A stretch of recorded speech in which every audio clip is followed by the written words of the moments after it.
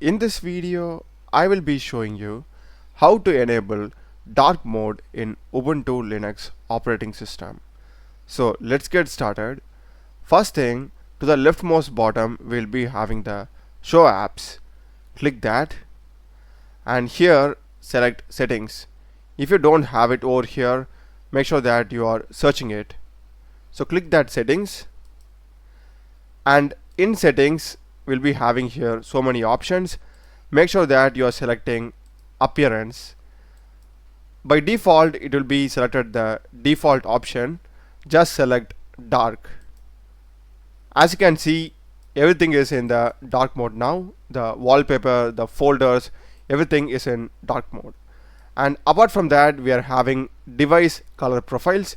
If you want to change that to something else, you can also change it. This basically changes the color theme along with the dark mode. So we are having these many options. You can just play around with it. That's a video, guys. Do check the playlist of my channel. Done a lot of videos in programming and AI tools. Subscribe me. Thanks for watching.